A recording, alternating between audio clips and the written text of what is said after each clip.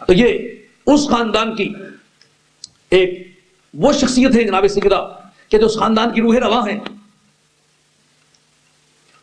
دائرہ نبوت میں ایک بڑا مرکزی کردار ان کا ہے جناب سیدہ کا.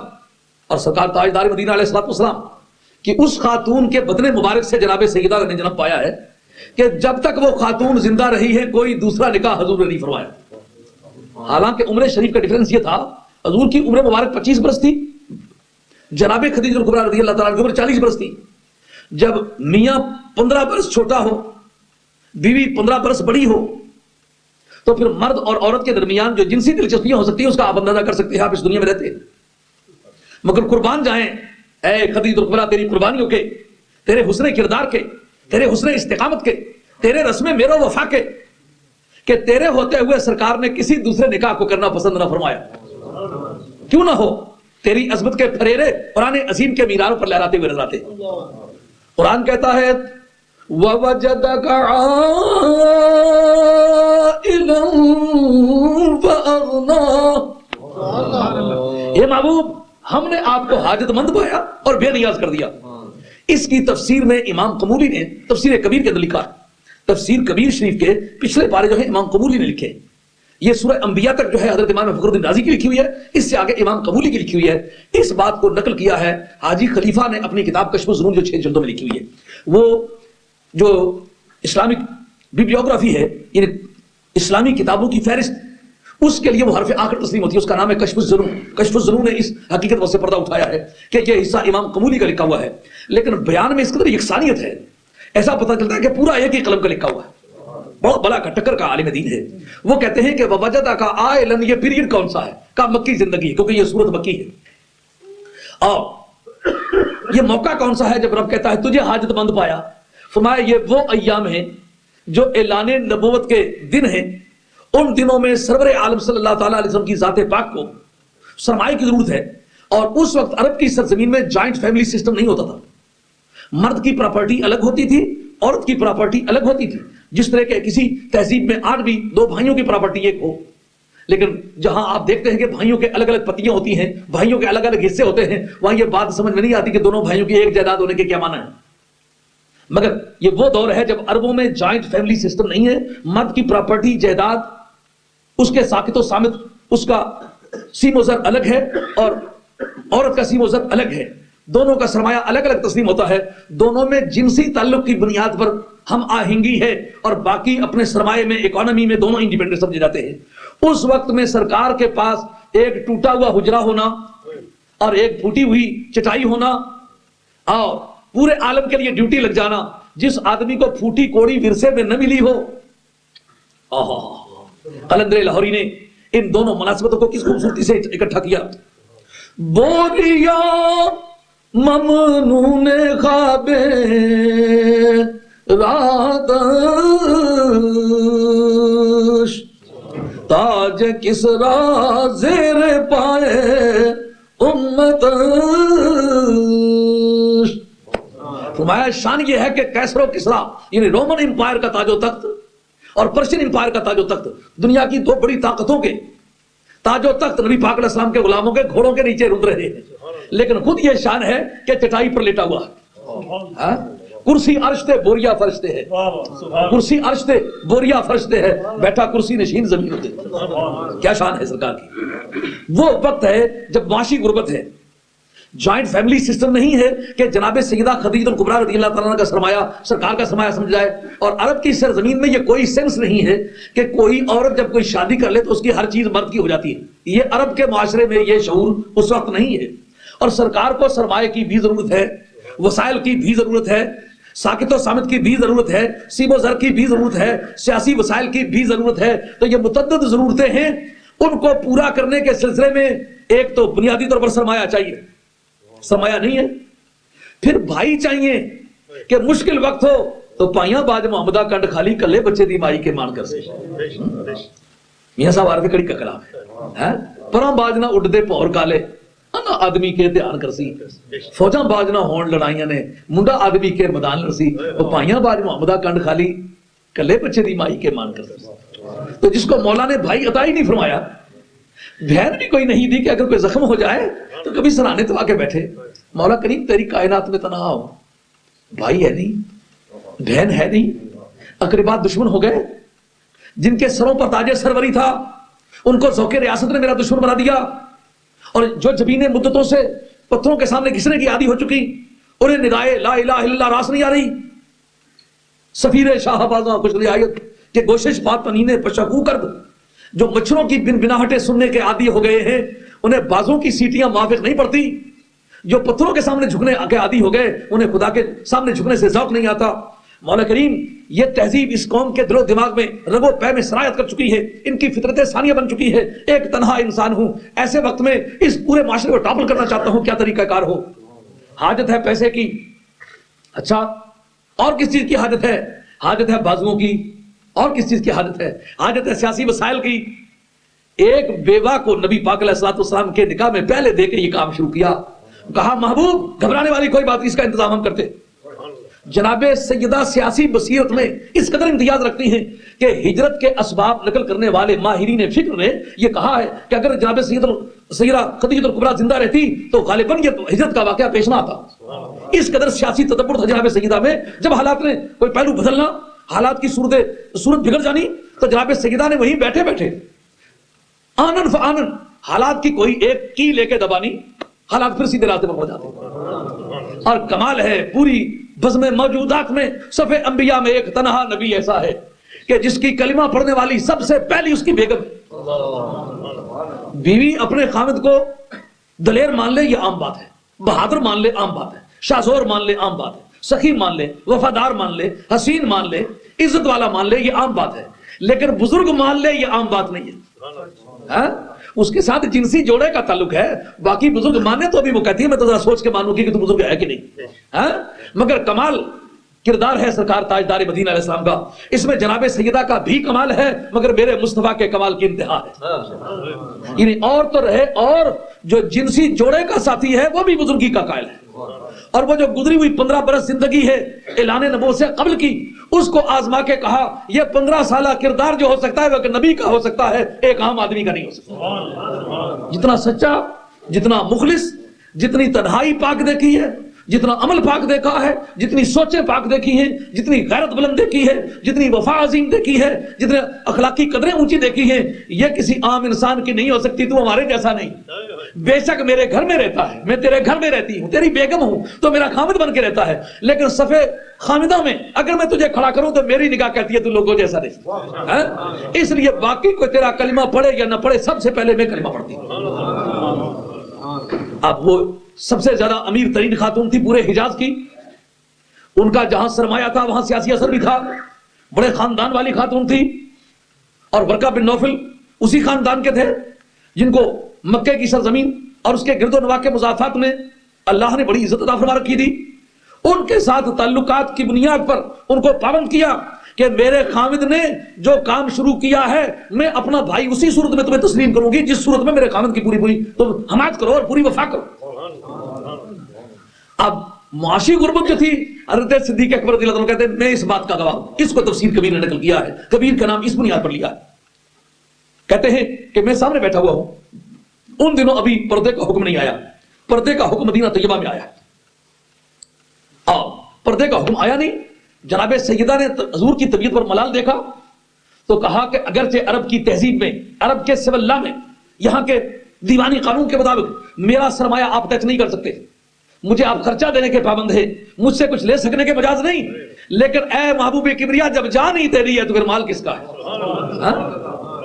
کہتے اتنا روپیہ پیسہ سونا چاندی جناب سیدہ نے لا کے ڈھیر کیا کہ صدیق اکبر کہتے ہیں میں حیران ہو گیا، میں حضور کے سامنے بیٹھا ہوا ہوں لیکن اس ڈھیر کی اونچائی کی وجہ سے میں سرکار کو نہیں دیکھ سکتا۔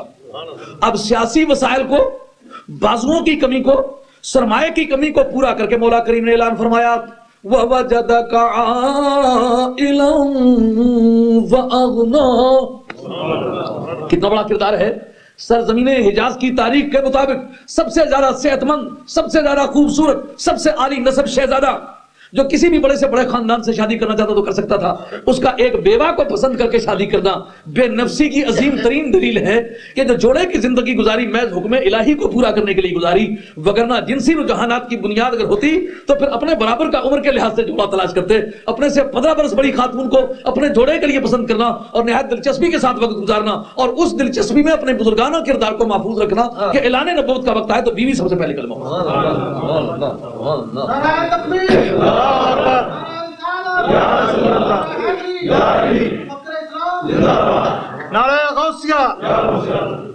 علامہ یوسف ابن اسماعیل لبانی رحمۃ اللہ علیہ نے اشرف المحبت کے اندر ایک جملہ بڑا خوبصورت لکھا ہے.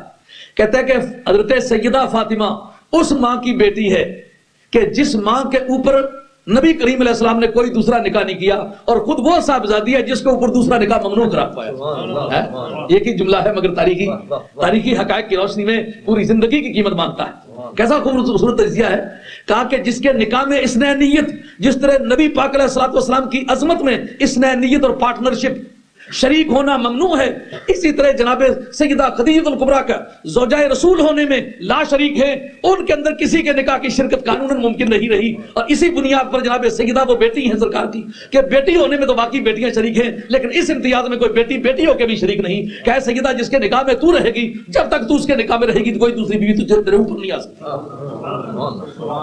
ماں کے اوپر بھی کوئی دوسرا نکاح ممکن نہ ہوا، اور بیٹی کے لیے سوکن ہمیشہ کے لیے ممنوع ہو گئی. ہاشمیوں کی بیٹی نے چاہا کہ مولا مرتضیٰ سے نکاح کرے. سرکار نے فرمایا اے علی، جب تک فاطمہ تیرے نکاح میں موجود ہے کوئی دوسرا نکاح کرنا تیرے لیے حرام ہے. اس سے سرکار کے اختیارات عامہ کی دلیل بھی ملتی ہے. حالانکہ قرآن کی نص صریح ہے فَانكِحُوا مَا طَابَ لَكُم مِّنَ النِّسَاءِ مَثْنَىٰ وَثُلَاثَ وَرُبَاعَ. دو شادی کر سکتے ہو، تین کر سکتے ہو، چار کر سکتے ہو. یہ جن اعداد کو سوائے مسنا کے اور اب فعال کے وزن پر کر لیں وہ تکرار آ جاتا ہے. ثلاثہ ورباع، فعال کے وزن پر جتنے اعداد ہیں ان کو فعال کے وزن پر لے جاؤ تو تکرار 3 3 4 4 5 5 6 6 سوائے مسنا کے. یہ ایک اصول ہے عربی ادب کا. تو مسنا ثلاثہ ورباع، تم 2 2 3 3 4 4 شادیاں کر سکتے ہو. یہ قرآن کہہ چکا ہوا ہے. اس کے بعد یہ سوال اٹھا کہ کیا اب علی بھی دوسری شادی کر لے؟ فرمایا فاطمہ کی موجودگی میں دوسری شادی نہیں کر سکتے ہو. کیا معنی نکلے؟ قرآن کی نص تو موجود ہے تو خصوصیت بھی از قسم نسخ ہے. یہ اس بات کی شہادت ہے کہ حدیث کے اندر پاور ہے آیت کو منسوخ کرنے کی. لا آف ایبروگیشن میں یہ بات تسلیم کرنا پڑے گی. یہ امام ابو حنیفہ کا مذہب ہے کہ آیت جو ہے حدیث آیت کی ناسخ واقع ہو سکتی ہے. امام شافعی کہتے ہیں کہ جو حدیث ہے یہ آیت کی ناسخ نہیں ہو سکتی. لیکن حضرت امام ابو حنیفہ رضی اللہ تعالیٰ جب آ کے پکڑتے نا کہتے ہیں کہ یہ بتاؤ کہ جو اس وقت آیات منسوخ التلاوت ہیں اور محکم الحکم ہے، مثلا الشیخ والشیخۃ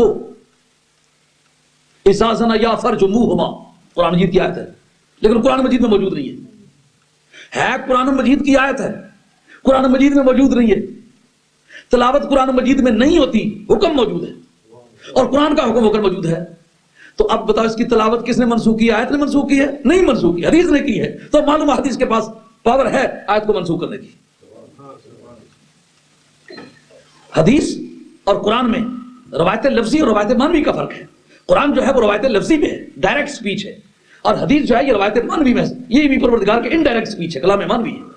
تمام حدیث رسول پاک صلی اللہ علیہ وسلم جو ہے یہ پروردگار کا کلام مانوی تسلیم ہوتا ہے. یہ وہی ہے، غیر مطلب، یہ بھی وہی ہے وہ بھی وہی ہے، اور وہی کی ہر قسم کلام ہے، خواہ وہ کلام لفظی ہے خواہ وہ کلام مانوی ہے.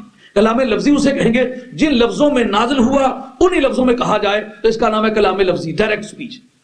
جن لفظوں میں نازل ہوا ان کے معنی بتا دیے جائے، معنوں میں کوئی تغیر نہ آئے، لفظ کوئی اور بدل دیے جائیں تو اس کو کہتے ہیں روایت مانوی. تو حدیث ہے نبی پاک علیہ الصلوۃ والسلام کی، اللہ تعالیٰ کا کلام مانوی.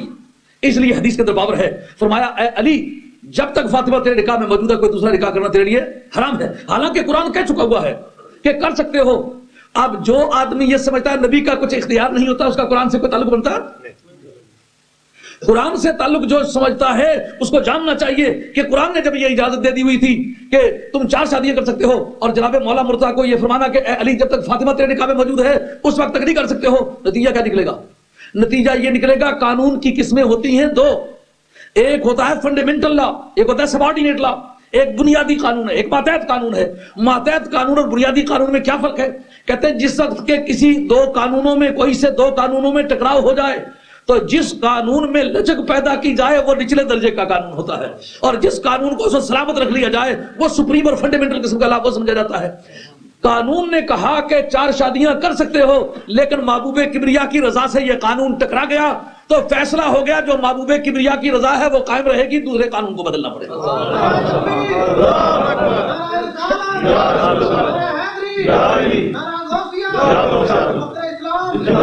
ثابت ہوا کہ جملہ فرائض فروع ہے،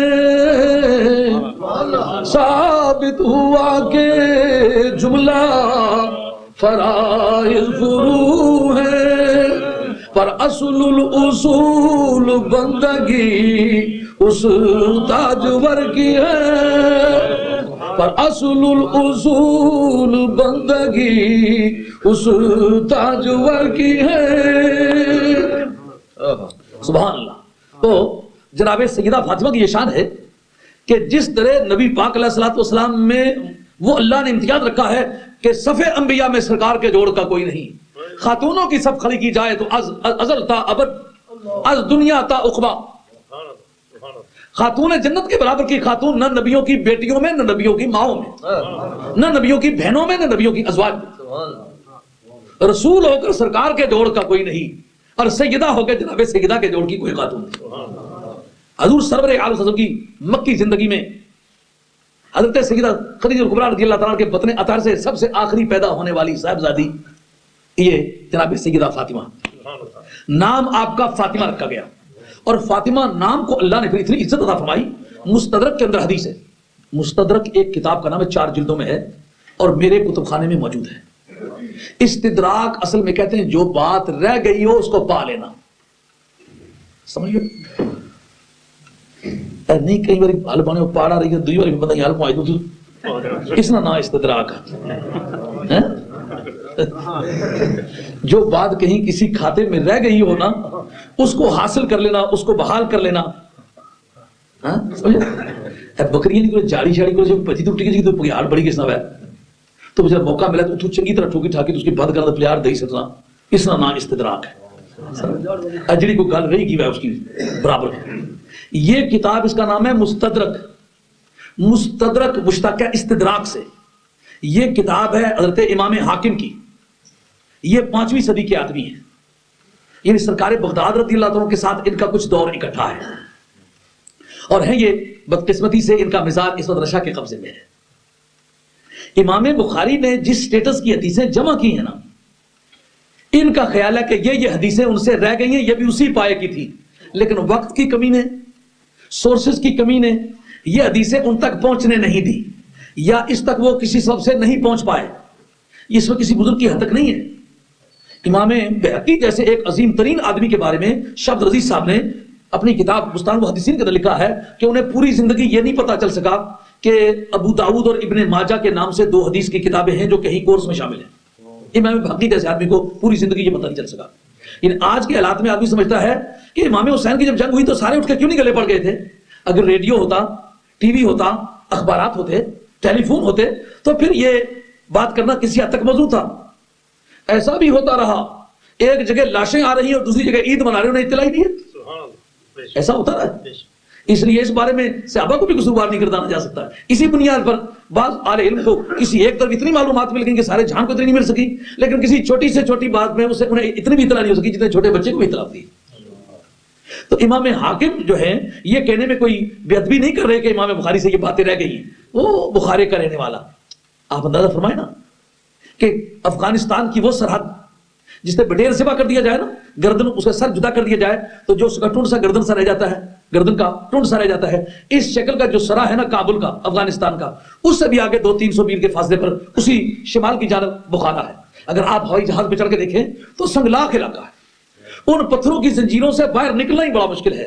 تو دیکھیں پیدا وہ آدمی کہاں ہوا ہے اور باتیں کس کی، دیار پاک مدینہ میں رہنے والے کی جمع کی ہیں۔ اور مدینے والوں تم کہاں تھے؟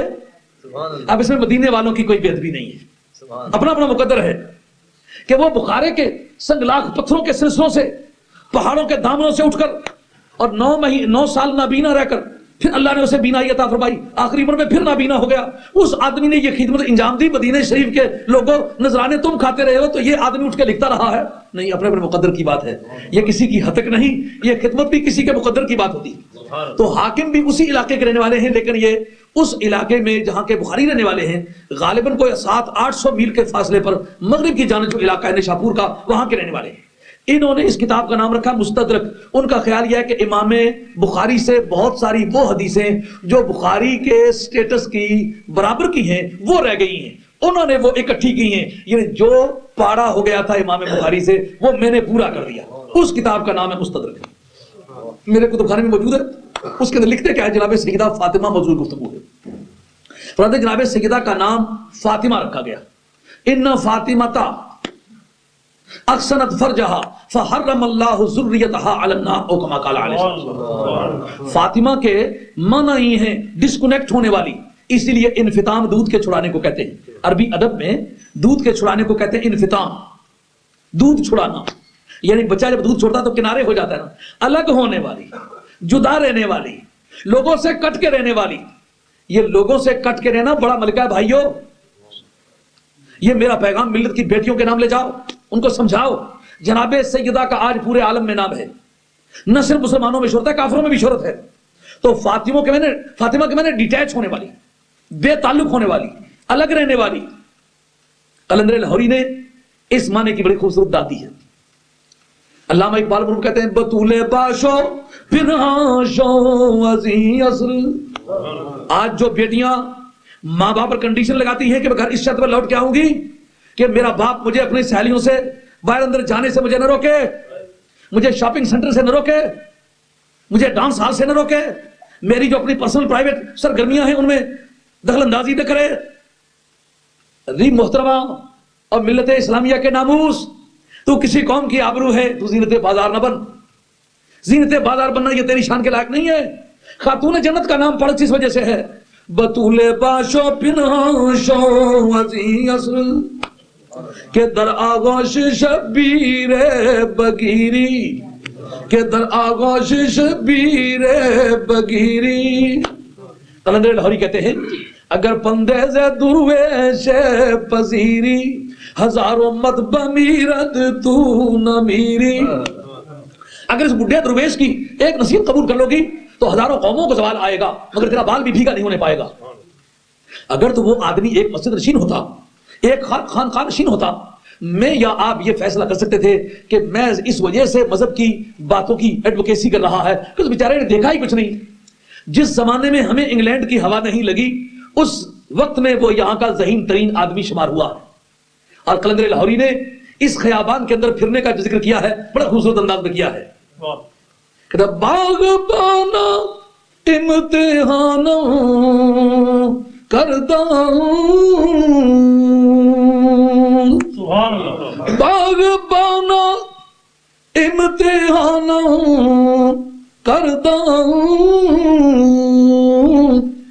میرا میں گلستان کردہ. کہا اس چمنستان کے باغبانوں نے میرا امتحان لیا اور امتحان لینے کے بعد کہا مغربیت کی رگوں کو جس طرح تو نے پڑھا ہے نا، اس ساز کی جتنی لئیں ہیں وہ تو جس طرح سمجھتا ہے، خود یہاں کا مغربی ممالک کی پیداوار اتنی اچھے طرح نہیں سمجھتا جتنا تو سمجھتا ہے. لیکن جب ان سے سب کچھ میں پڑھ لکھ چکا تو پھر مجھ پر کیا راز فاش ہوا. خیرہ نہ کر سکا مجھے جلوہ دانش فرنگ، خیرہ نہ کر سکا مجھے جلوہ دانش فرنگ. سرما ہے میری آنکھ کا خاک مدینہ و نجف. کہتا ہے ان کا مطالعہ کیے بغیر میں نہیں کہہ رہا. فلسفی میں اس آدمی نے پی ایچ ڈی کیا، لا میں اس آدمی نے بیرسٹیٹ کیا. چوٹی کا بیرسٹر بھی ہے، چوٹی کا فلسفر بھی ہے. وہ ایک تواہم پرست آدمی جس کو دونے کا پہاڑا بھی اچھے طرح یاد نہ ہوتا ہو، یہ وہ آدمی نہیں ہے. جس آدمی کو ملک کا حدود دربا بھی نہ پتا ہو، میں لمبا کرتا بازار سے خرید کے رواں ہو پڑا ہو، نہیں، لمبا کرتا جو ہے بازار سے ملتا ہے، یہ یونیورسٹی کا سرٹیفکیٹ نہیں ہے. ہاں یہ ٹائٹل وائٹل لمبے لمبے لکھ کے لگا دینا، یہ بھی دراصل کسی یونیورسٹی سے نہیں ملتے، نہ کوئی مذہبی ایجوکیشن کی بنیاد پر ملتے ہیں۔ وہ ایک ساتھی وہاں رہا کرے ٹنچ میں، تو پڑھا لکھا کچھ نہیں، تو لمبی سے ڈاڑھی رہی، ساتھ سے مفتی لکھنا شروع کر دیا۔ میں نے کہا یار تجھے نماز کا سبق نہیں آتا مفتی؟ انہوں نے کہا شاہ صاحب آپ نے ایک دن تقریر میں کہا تھا کہ مفت کے ساتھ جائے نسبت لگا تو مفتی بن جاتا۔ میں وہ مفت کے ساتھ جائے نسبت لگی ہوئی ہوں۔ ہاں کبھی تو افتہ یفتی افتان ایک مادہ ہے، اس سے بنتا ہے مفتی، اور کبھی ایسا تو مفت کے ساتھ جائے نسبت لگائے مفتی بن گیا۔ مگر یہ وہ مفت والی جائے نسبت والا مفتی نہیں ہے۔ باغبانہ امتحانم کردان اور مہر میں این گلستانم کردان، پورے مغرب کا آشنا ہو کے کہتا ہے اگر پندیز درویش پذیری ہزار امت بمیرد تو نہ میری، اگر اس بڈھے درویش کی ایک نصیحت قبول کر لو گی تو دنیا دیکھے گی دارا و سکندر کے تاج و تخت کو زوال آئے گا، لیکن تیری عظمت کا پرچم کبھی سرنگو نہیں ہوگا۔ وہ کیا ہوگا؟ کہا وہ فارمولا کیا، ذرا سمجھاؤ جلدی کر کے۔ کہا بطول باشو بنواشو وزیس کہ در آغوش شبیر بگیری، ایک مرتبہ فاطمہ بن جا، گوشہ گیر ہو جا، تیرے خامد کے سوا تجھے کسی نے دیکھا ہو، ہاں تیرے بدن سے تیرے خامد کے سوا کسی کو آشنا ہی نہ۔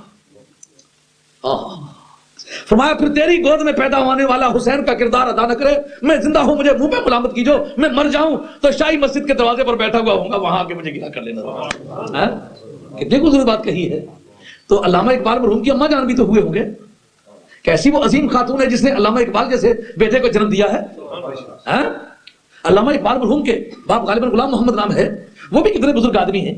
یہ قاضی صاحب اوانشی والوں کے یہ مرید ہیں، ان کے والد صاحب بھی، یہ خود علامہ اقبال لاہوری بھی، وہ کتنے بزرگ آدمی ہیں، لیکن نام لیتے وقت نہ اپنی اماں کا نام لیا، نہ اپنی بہن کا نام لیا، نہ اپنی بیوی کا نام لیا، نہ اپنی بیٹی کا نام لیا۔ وہ سمجھتے ہیں کہ کوئی بھی کائنات میں خاتونوں میں یار نہیں بن سکتی، کرائیٹیرین بن سکتی ہے تو نبی کی گود میں پلنے والی بن سکتی۔ اگر کسی کے کردار کی بنیاد رکھ کے ملت کی دیوار سیدھی کی جائے تو بابا میں فلک پہنچ جائے، وہ صرف خاتون جنت حسن و حسین کی اماں اور جناب مولا مرتضیٰ کا ناموس اور جناب محمد مصطفیٰ علیہ السلام کی لگتے جگر ہی اس مرتبے کی ہو سکتی ہے، باقی کوئی خاتون معیار نہیں ہو سکتی، سٹینڈرڈ نہیں ہو سکتی۔ اگر کسی نے سٹینڈرڈائز کرنا اپنے آپ کو تو خاتون جنت کے کردار کو دیکھ کے کرے۔ دخترارا اسوائے حسناب تو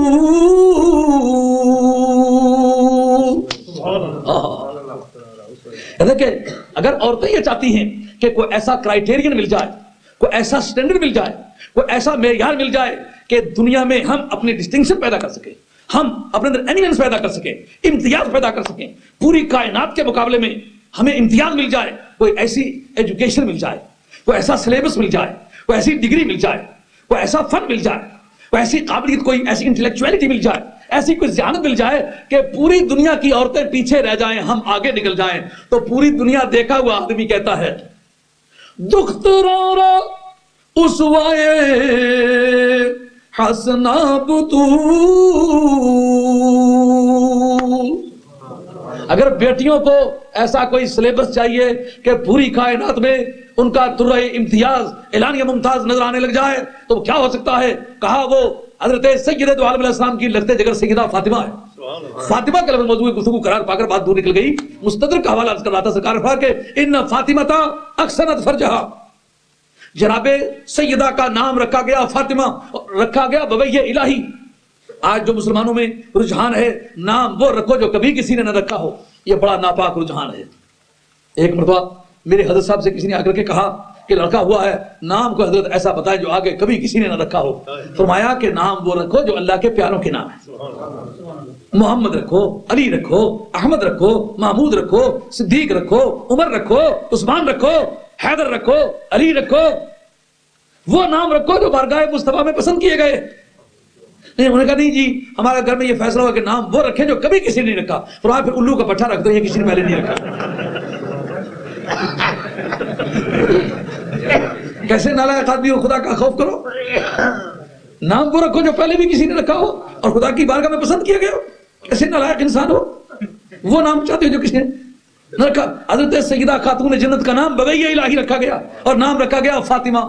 فاطمہ کے معنی ڈیٹیچ رہنے والی، حاصل معنی اس کا سمجھا جائے یا معال معنی سمجھا جائے انوسینٹ، معصومہ، جس کا کپڑا بھی کسی کے کپڑے سے ٹچ نہ ہوا ہو، جس کا ہاتھ کسی غیر محرم کے ساتھ نہ لگا ہو، جس کی انسانی زندگی سے اس کے خامد کے سوا کوئی آشنا نہ ہو. کہا پھر اس سیدہ فاطمہ نے اپنی عصمت، اپنی پاک بازی کی نگہداشت کی. نتیجہ کیا نکلا؟ نتیجہ جو حضور کی زبان سے بیان ہوا وہ یہ ہے، فحرم اللہ ذریتها علی النار، اللہ تعالیٰ نے فاطمہ کے بطن سے پیدا ہونے والی جتنی اولاد ہے سب کو دوزخ پہ حرام قرار دے دیا. اور اس پر آج تک محدثین نے بڑی بڑی شروع لکھی ہے. بھئی حضرت سیدہ فاطمہ نے اپنی پاک دامنی، اپنی عصمت، اپنے حسن کردار کی حفاظت فرمائی ہے. نتیجہ کیا نکلا ہے؟ آئندہ نسلوں کو اللہ تعالیٰ نے نار جہنم سے بچایا ہے. اب اس سے مجھے اور آپ کو سبق کیا ملنا چاہیے؟ یہ کہانی تو ہے نہیں، یہ سورس آف لا ہے جو بیان کر رہا ہوں.